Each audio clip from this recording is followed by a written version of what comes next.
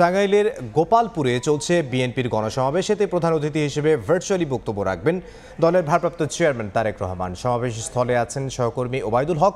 সরাসরি যাচ্ছি তার কাছে। তপ্ত দুপুরে প্রচণ্ড গরম উপেক্ষা করে টাঙ্গাইলের এই যে গোপালপুরে বিএনপির যে জনসভা, এই সমাবেশকে সফল করতে কিন্তু নেতাকর্মীরা দুপুর 12টা থেকেই কিন্তু আমরা দেখেছি মিছিলে যে স্লোগানে তারা কিন্তু এই সমাবেশস্থলে হাজির হয়েছেন।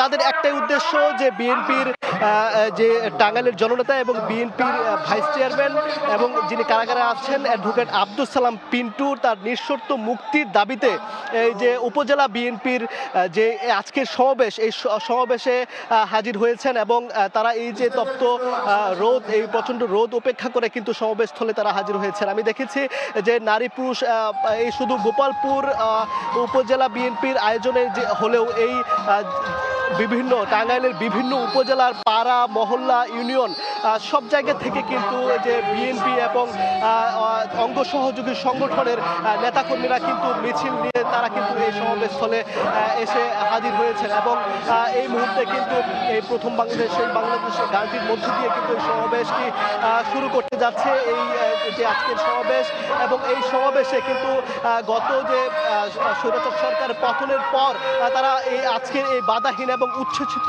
একটি ভাবে কিন্তু তারা এই সমাবেশে তারা হাজির হয়েছেন এবং তারা বলছেন যে এই সমাবেশে প্রধান অতিথি ভার্চুয়ালি যুক্ত হয়ে বক্তব্য রাখবেন দলের ভারপ্রাপ্ত চেয়ারম্যান তারেক রহমান। এই তারেক রহমানের বক্তব্য শোনার জন্য কিন্তু তারা অধীর আগ্রহ অপেক্ষা করছেন এবং তিনি আসলে তাদেরকে কি পরামর্শ দিবেন এবং মূলত এই সামনের নির্বাচনকে সামনে রেখে এবং দলকে সংগঠিত রাখার ক্ষেত্রে আসলে তিনি যে দিক নির্দেশনামূলক বক্তব্য রাখবেন সেই বক্তব্য শোনার জন্য কিন্তু মূলত যে নেতাকর্মী তারা কিন্তু অধীর আগ্রহ কিন্তু অপেক্ষা করছেন।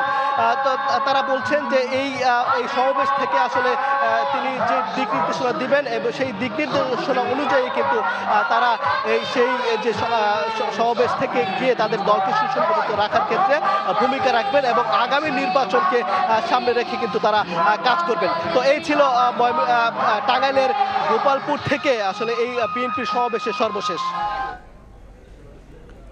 বিএনপির গণসমাবেশের খবর জানাচ্ছিলেন সহকর্মী ওবায়দুল হক।